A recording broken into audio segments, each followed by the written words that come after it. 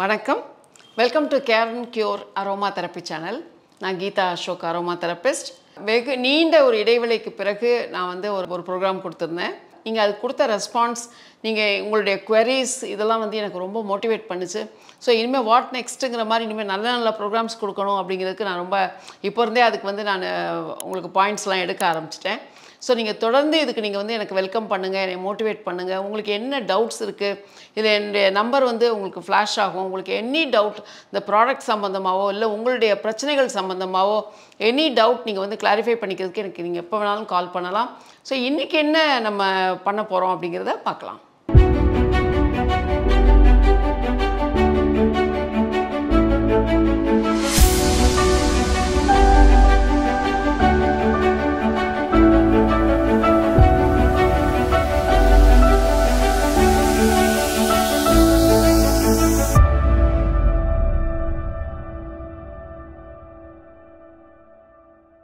இன்றைக்கி என்ன எடுத்துக்கிறோம் அப்படின்னு பார்த்தீங்கன்னா, ஒரு தலையாய பிரச்சனை, தலைமுடியில் வரக்கூடிய பிரச்சனை பொடுகு, டேண்ட்ரஃப்.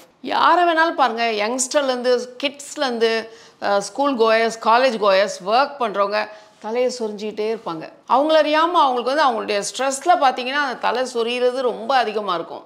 யாரை பார்த்தாலும் நீங்கள் சும்மா நெக்ஸ்ட் டோரில் நீங்கள் யாரை பார்த்தாலுமே தலையை சொரிஞ்சிக்கிட்டே இருப்பாங்க. கேட்டால் இது மாதிரி தலை ஃபுல்லாக அரிப்பாக இருக்குது, இல்லை தலையிலேருந்து வெள்ளை வெள்ளையாக கொட்டுது, எனக்கு வந்து டேண்ட்ரஃப் ரொம்ப அநாயங்காக இருக்குது, என் ட்ரெஸ் எல்லாம் படுது, எனக்கு முகமெல்லாம் ரேஷஸ் மாதிரி வருது, அதனால் ஸோ இதுக்கு என்ன பண்ணலாம் அப்படின்னு கேட்குறாங்க. ஸோ டேண்ட்ரஃப் அப்படிங்கிறப்போ அதை பற்றின ஒரு சின்ன நாலேஜ் வந்து நமக்கு இருக்கணும். டேண்ட்ரஃப்ங்கிறது வந்து பார்த்திங்கன்னா ரெண்டு வகைப்படும். ஒன்று உங்களுக்கு வந்து வெளியே ஃப்ளேக்ஸ் மாதிரி வரக்கூடிய ஸ்கர்ஃபி டேண்ட்ரஃப். இப்போ வந்து நீங்கள் வந்து தலையை வாடுறீங்க, இல்லை தலையை சொரிஞ்சுக்கிறோம், அப்போ வந்து பார்த்திங்கன்னா வெள்ளை வெள்ளையாக அப்படி பவுடராக கொட்டும். அந்த மாதிரி இருந்தால் அது வந்து ஃப்ளேக்கி டேண்ட்ரஃப்னு சொல்கிறது. ட்ரையாக உங்களுக்கு ஃப்ளேக்ஸ் இருக்கும். ஸ்கர்ஃபி டேண்ட்ரஃப்னு சொல்கிறது அதுதான். இன்னொன்று பார்த்தீங்கன்னா இன்விசிபிளாக இருக்கும். டேண்ட்ரஃப் நமக்கு இருக்கா என்னன்னே தெரியாது, பட் தலையில் ரொம்ப அரிப்பு இருக்கும், தலையில் எண்ணெய் பசை அதிகமாக இருக்கும்.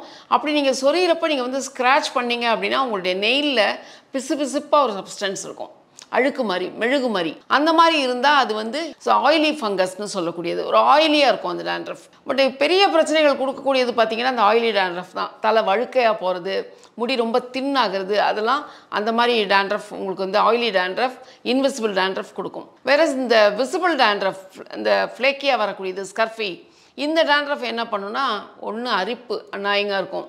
அதுக்கப்புறம் உங்களுக்கு என்ன ட்ரெஸ், ஒரு டார்க் கலர் ட்ரெஸ் போட்டிருந்தீங்கன்னா தலையெல்லாம் வாரினீங்கன்னா அப்படி வெள்ளை வெள்ளையாக அப்படியே துகளாக இருக்கும். அதுக்கப்புறம் பார்த்தீங்கன்னா உங்களுடைய ஐப்ரோஸில், கண் லேஷஸ்லாம் போய் அந்த தூள் போய் ஒட்டிக்கிட்டு அந்த முடியெல்லாம் உங்களுக்கு கொட்ட ஆரம்பிச்சிடும், நரைக்க ஆரம்பிச்சிடும். சீக்கிரமாக சிலருக்கு வந்து ஐப்ரோஸ்லாம் நரைக்க ஆரம்பிச்சிடும்.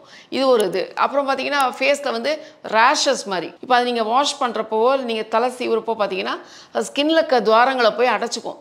ஏன்னா இது கண்ணுக்கு தெரியாத சின்ன சின்ன மைக்ரோ லெவல் போர்ஸ்.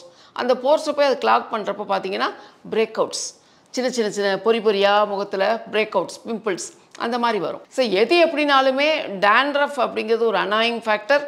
நமக்கு முடி கொட்ட ஆரம்பிக்கும், நம்மளுடைய ஸ்கின் பொலிவு இல்லாமல் போயிடும், நம்மளால் ஒரு ரெஸ்ட்லெஸ்ஸாக நம்மளை கொண்டு போய் விட போகிறது இந்த டேண்ட்ரஃப். ஸோ இந்த டேண்ட்ரஃப்பை நீங்கள் வந்து எப்படி நீங்கள் என்ன மாதிரி பண்ணலாம், நீங்கள் வீட்டில் எப்படி அதை சமாளிக்கலாம் அப்படிங்கிறத பற்றி நான் சொல்கிறேன்.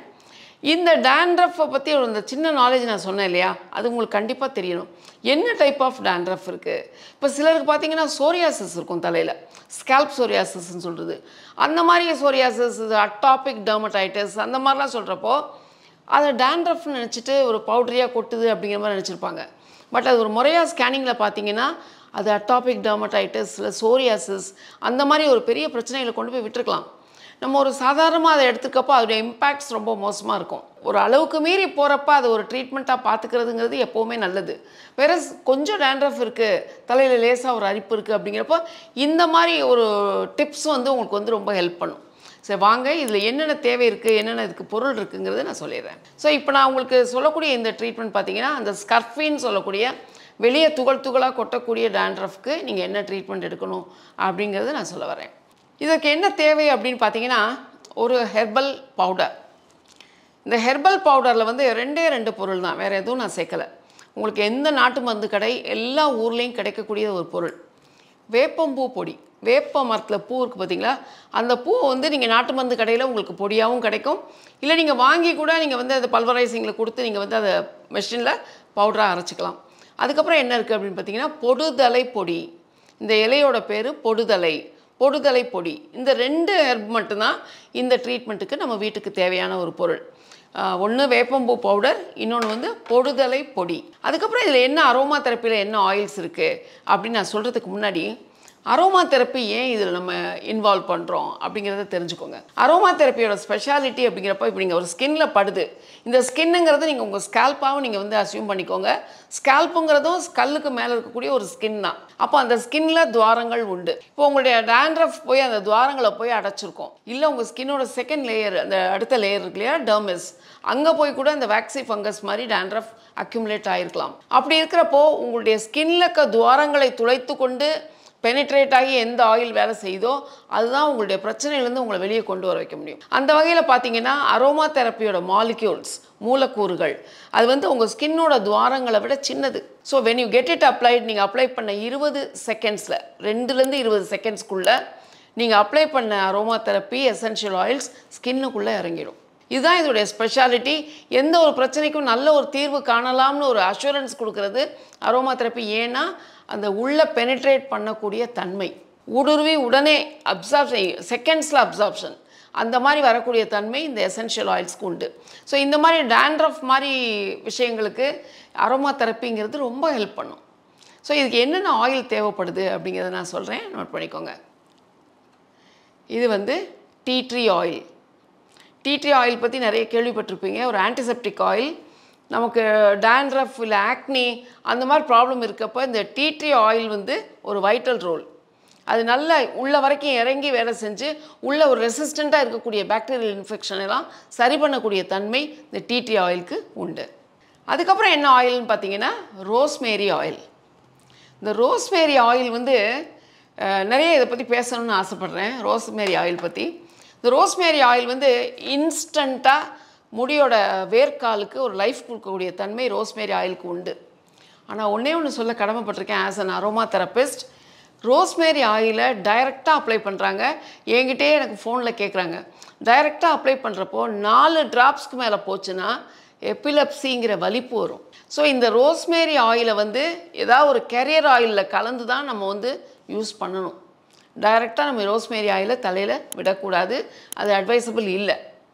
ஆயில் இருக்குன்னா அதோடைய தரவாக அதோடைய நாலேஜ் தெரிஞ்சுட்டு நீங்கள் யூசேஜ்க்கு வச்சுக்கிட்டிங்கன்னா அது ரொம்ப ஹெல்ப் பண்ணும் உங்களுக்கு. ஓகேங்களா? அதுக்கப்புறம் என்ன ஆயில் எடுக்கிறோம் அப்படின்னு பார்த்தீங்கன்னா பே ஆயில்னு சொல்கிறது. இந்த பே ஆயில் பார்த்தீங்கன்னா பிரிஞ்சி இலைன்னு சொல்கிறோம் இல்லையா, பிரியாணிக்கெல்லாம் போடுறோம் இல்லையா, அந்த இலை. அது வந்து ஆக்சுவலாக ட்ரையாக இருக்கக்கூடிய ஒரு இலை. பட் அந்த இலையோட ப்ராப்பர்ட்டிஸ் நம்ம தலைமுடிக்கு அவ்வளோ ஹெல்ப் பண்ணும். இந்த பே ஆயிலுங்கிறது இது வந்து கம்ப்ரஸ் பண்ணுறது கூட கொஞ்சம் கஷ்டம்தான், கொஞ்சம் டஃப்பான ஆயில்.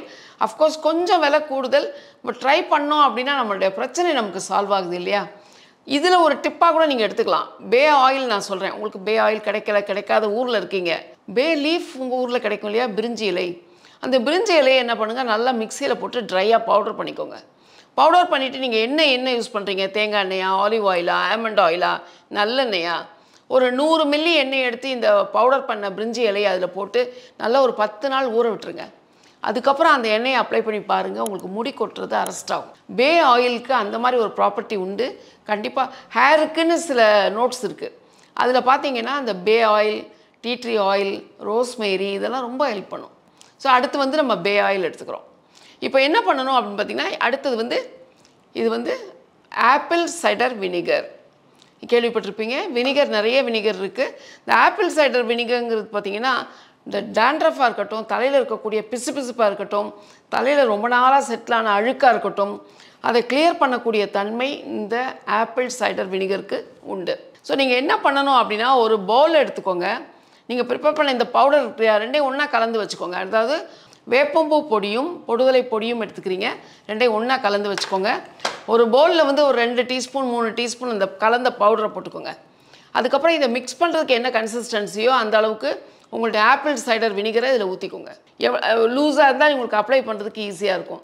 அது மாதிரி நீங்கள் ஒரு லூஸ் கன்சிஸ்டன்சிக்கு இந்த ஆப்பிள் சைடர் வினிகர் நீங்கள் போட்டுக்கோங்க. அதுக்கப்புறம் நீங்கள் என்ன பண்ணுறீங்க அப்படின்னு பார்த்தீங்கன்னா இந்த 3 ஆயிலும், அதாவது இந்த டீ ட்ரீ ஆயில், பே ஆயில், ரோஸ்மேரி ஆயில், ஒன்று தலா 3 சொட்டு 3 சொட்டு இந்த பேக்கில் போட்டு எல்லாத்தையும் ஒன்றா மிக்ஸ் பண்ணிவிட்டு ஆஸ் யூஷுவல் நான் சொல்கிற மாதிரி எந்த ஒரு ஹேர் பேக்காக இருக்கட்டும் ஃபேஸ் பேக்காக இருக்கட்டும் ஒரு 10 மினிட்ஸ் ஃபெர்மெண்டேஷன் எல்லாம் ஒன்றா கலந்து ஒரு 10 மினிட்ஸ் தனியாக வச்சுருங்க. எல்லாம் ஒன்றோட சேர்ந்து பைண்ட் ஆகும். அதுக்கப்புறம் என்ன பண்ணுங்கள், உங்கள் தலையில் நல்ல தலையை சிக்க எடுத்துகிட்டு நீங்கள் செக்ஷனாக பிரிச்சுக்கோங்க. பிரிச்சுட்டு இதை யூஸ் யுவர் ஹேண்ட், நம்ம கைகள் தாங்க நமக்கு ப்ரஷ்ஷு. அழகாக இந்த பேக் எடுத்து இப்படி செக்ஷன் பிரித்து இது வந்து scalp application. This is meant for scalp application. இது வந்து முடிக்கான அப்ளிகேஷனில் ஸ்கேல்ப். அப்போ தலையை வந்து வாரி நல்ல ஒரு பார்ட்டிஷன் எடுத்து உங்கள் கையில் இந்த பேக் எடுத்து நல்லா அப்ளை பண்ணுங்கள். ஒரு ஒயிட் டூத் கோம், ஜீ கோம்னு சொல்கிறது, பெரிய பல்லு வச்ச சீப் இருக்கும். ஷாம்பு கோம்னு சொல்கிறது, ஜீ கோம்னு சொல்லுவாங்க.